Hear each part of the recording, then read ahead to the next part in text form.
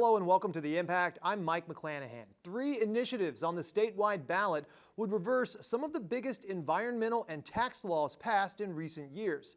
This week, we're delving into the role of initiatives in state governance, how they've been used to promote what might be considered both progressive and conservative causes, and how changes to the process are being put to the test this fall. 26 states allow some form of citizen-led initiatives to pass or overturn laws. Washington has had a constitutional amendment authorizing initiatives since 1912. The diverse list of laws passed by initiative in Washington includes cannabis legalization, the Public Records Act, the Top 2 primary, the 1% property tax cap, universal background checks, and much more. In recent years, the state legislature has placed new requirements on ballot measures, chiefly requiring a budgetary impact statement to appear alongside any initiative that would impact state revenue. Some of the initiatives this fall have budget impact statements. Joining me now, political science professor Todd Donovan of Western Washington University. Professor Donovan, thank you for your time today. First off, I'd like to get your take on the fact that we had a span of years with no initiatives.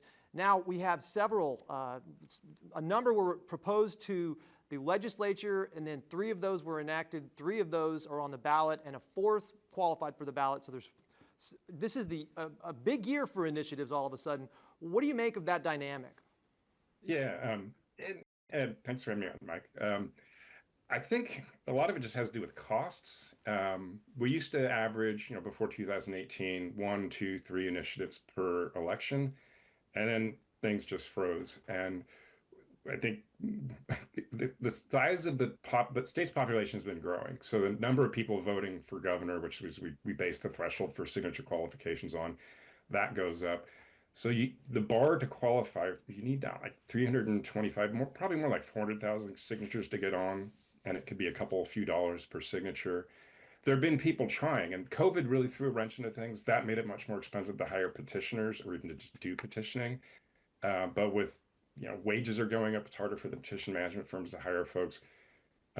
So this is kind of a surprise to see this, but I think there was also some efficiencies here. These were I think the 6 total you mentioned, someone went to the legislature.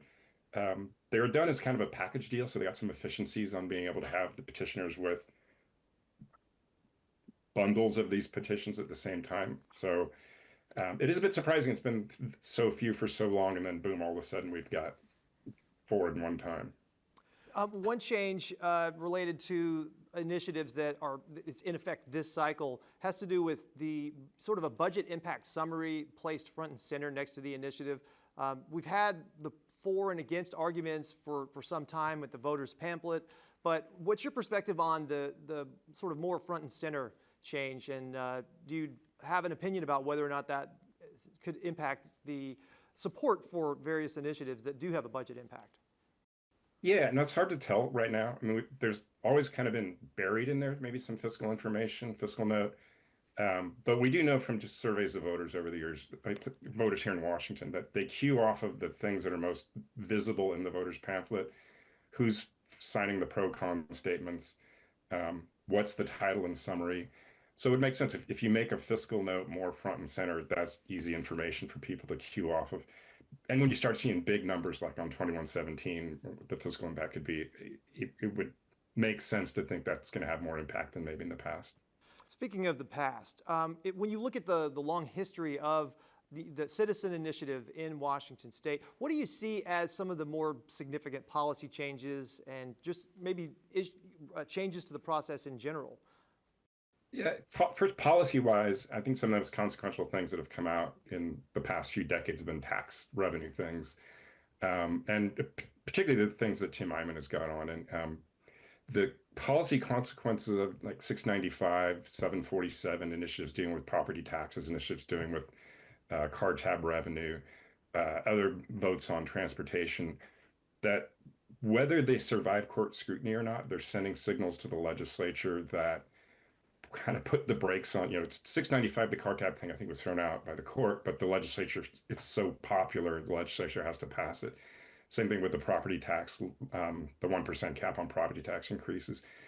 So those are just the threat of that dynamic out there changes how budgets are written, transportation budgets potentially as well, because the legislators have to be looking over their shoulder thinking, um, what'll happen if we put this tax forward? So that's both a policy and a process thing. But I think the revenue stuff, and then there's a couple things that stand out in Washington where public opinion's been ahead of the legislature. Maybe physician-assisted suicide, legalizing recreational marijuana. So you've been able to see the initiative device pushing policy in ways that the legislature maybe didn't want to or wasn't ready to, not just on taxes, but on some of those other social moral issues. Just to compare states with direct citizen-led initiatives to those without, 26 states have some form of this, I believe, so a little over half. So half the country does not have something like this. Has that, in your opinion, has that impacted the direction of policies that, for example, with recreational cannabis you mentioned, do we see that stuff happen in the West first because we have initiatives? Yeah, definitely. And maybe 26 states have the initiative, but it's really usable in a way that people actually get things on the ballot in maybe 12 or 14 states. And yeah, that's where you see the term limits movement taken off in the 1990s. The things the legislature they're not going to put term limits on themselves. Legalizing medical marijuana in the 90s, recreational cannabis more recently. All of those things, you see policies being led by voters in these predominantly Western initiative states, or even the tax revolt of the 1970s, the anti-property tax movement that Western states initiated. That later, has repercussions for federal policy and federal discussion about taxes. So, as a democratic process, its consequences often extend beyond just the states where you're seeing these things to the point where now so many voters in so many states have expressed their public support for legalizing cannabis that we now have a presidential election where both candidates are comfortable to say they support that. And I think that would have taken a lot longer without the initiative process. So in terms of the more immediate election impacts of having statewide initiatives, particularly multiple initiatives on a ballot, how does that affect voter turnout? Does it affect voter turnout? And does it impact other races? Yeah, it definitely does. Some research I've done with a few of our colleagues, particularly in midterm elections. I mean, you get a ceiling effect with presidential elections. There's already high turnout, but there's particularly salient social moral issues are going to get a boost in turnout. But in those midterm elections where turnout is low, having one or two initiatives on the ballot, you're talking maybe a couple % increase in turnout. The hard folks and the parties play games, they'll try to focus test and figure out what's the issue that's going to get their folks to turn out. Democrats like minimum wage, Republicans maybe like some other issues. But that's really hard game to predict, is that which voters are going to be mobilized. We know turnout's going to go up with initiatives being on the ballot. It's hard to say it's going to go up because supporters of the initiative are being mobilized or opponents of the initiative are being mobilized. In general, when you're talking about organizing an initiative campaign, is there a magic number that campaign organizers or supporters want to see, or vice versa, that opponents of initiatives don't want to see, in terms of polling and support before an election that signals this thing's got a shot or this thing's doomed?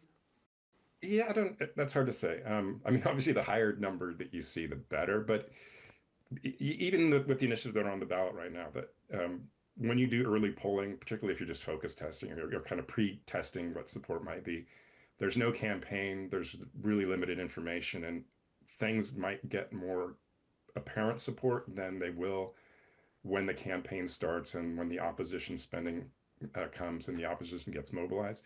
So I think there is kind of a normal pattern where things poll higher early on, and I don't know, people attribute the decline in support over time to brilliant campaigns or whatever, but it's also just those early polls are maybe should be taken with a few grains of salt because they're being conducted in kind of an information vacuum. So, I mean, yeah, you would love to see 70% starting out of a campaign, but even then, that doesn't necessarily guarantee that is a measure that's going to pass. If you look at again, going back to sort of the long history of initiatives here, I believe the constitutional amendment 1912 established the citizen-led initiative process in Washington. What do you see as the biggest changes to the process over time, or what are some notable changes? We talked about the budget impact summaries. That's a new change, relatively new change. Have there been other big tweaks to the system over the years? Not really. I mean, I think the biggest change is that one thing that hasn't changed is the signature threshold. To get 8% of the signatures equal to votes cast in the gubernatorial election of 1912 wasn't that hard. As that number has stayed fixed and more voters, more population, I think it's the change is that we just went through several years of not having an initiative. And I think there might be fewer going forward just because the baseline number has stayed flat while what you got to collect based on that number has increased tremendously. But other than that, the rules have pretty much stayed the same.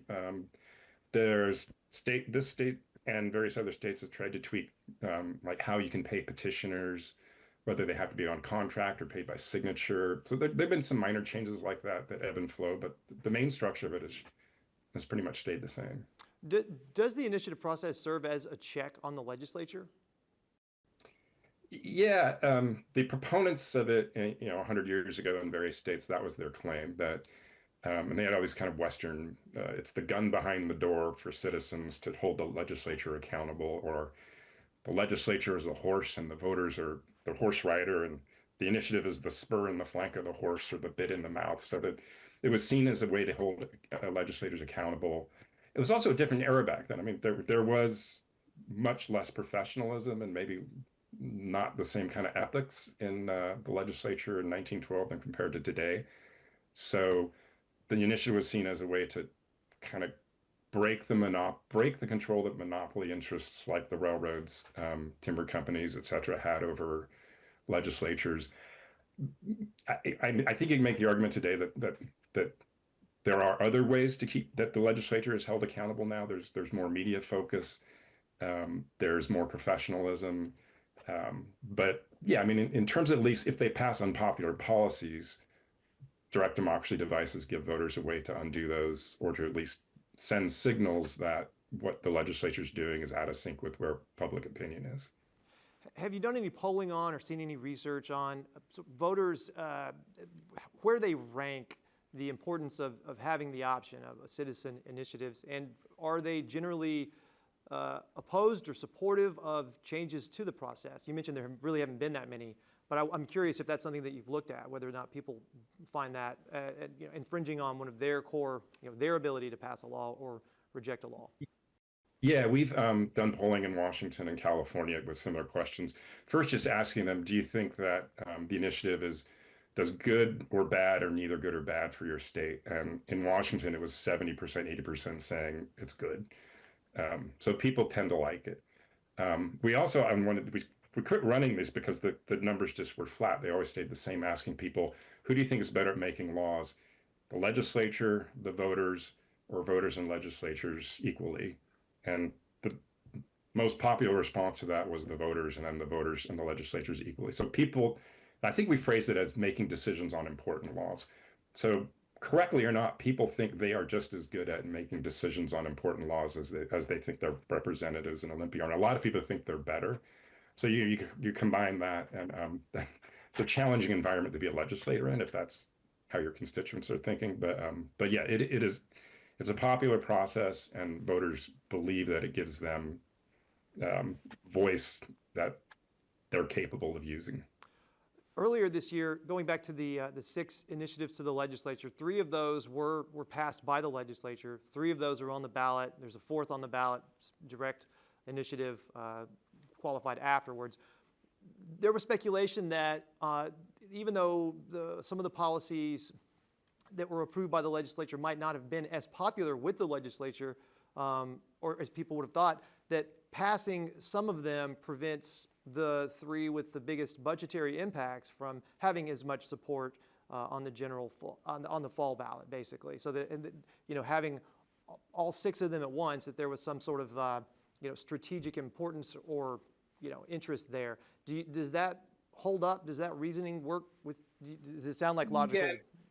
Yeah. And based on what I've maybe heard from a few people in the legislature, yeah, I think there was some strategic calculations there about, do you want to play defense against how many of these at the same time? And if you can pass some of them that might have seemed less dangerous or less consequential, would it be easier for groups to run a more coordinated campaign against the things that would maybe have the biggest budgetary impact or policy impact? But it's, I mean, that is an interesting thing in itself, that it is not very common for the legislature to pass initiatives that are first going to the indirect initiative. There are groups that go that route, and usually the legislature just puts those straight on the ballot. But yeah, this time it was different. There was potentially some strategic incentive for some of those to be approved to change the landscape of what things would be defending in November. Was it surprising that there weren't alternatives proposed by the legislature to appear along next to the initiatives that are on the ballot? Yeah, a little. But then the flip side of that is you would have a pretty crowded ballot. And in some ways, you could think strategically. We know from empirical research that just as the number of things on the ballot increases, people are more likely to vote no. Or just they stop voting. There's a fatigue thing. So you could have thought, like, well, if you crowd the ballot with a bunch of alternative proposals and the original proposals, and then the ones that additional things that qualify, that might just create an environment where everybody's voting no. But I don't think that's how people were thinking. It was more like kind of, I don't want to say what the cliche is, circle the wagons, or find something that's more a smaller number of things that are more directly defensible, or that you can target the campaigns to a smaller number of measures. But yeah, I'm not really surprised that they did put alternatives on, because that's not something that's been the norm.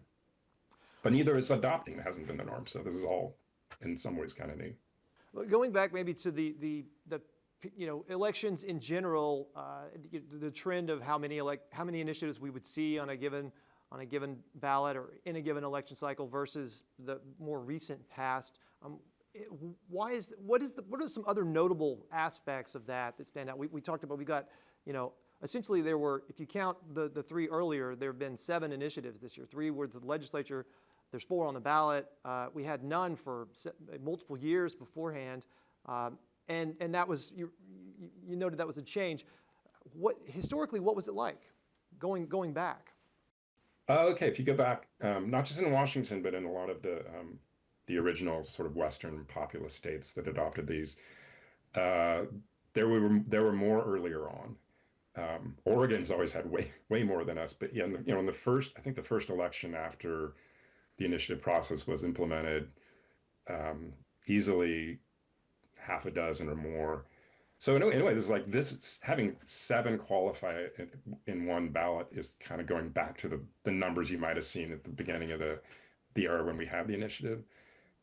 In a lot of states, that's still common. In California, Oregon, they have lower signature thresholds, so you'll still see that kind of number. But 7 is 5 would be an outlier compared to our last 30 years or so.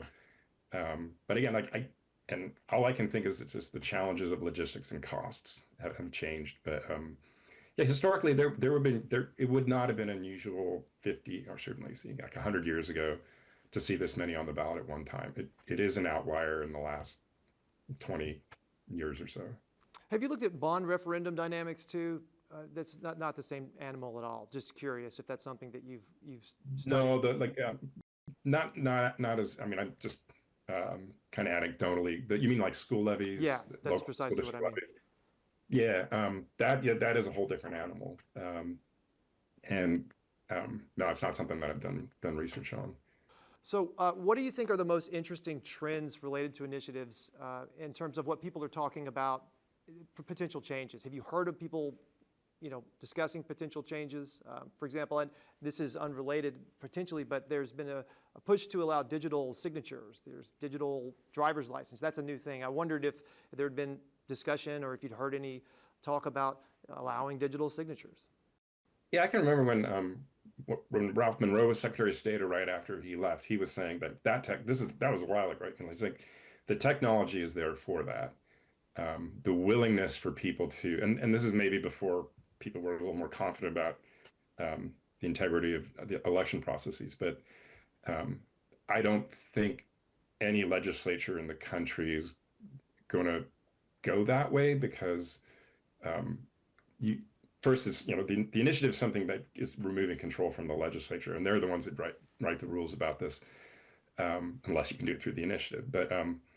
But to do something where you can do electronic petitioning, you lower the cost so much that a lot more stuff's going to be on the ballot. So that's a trade-off.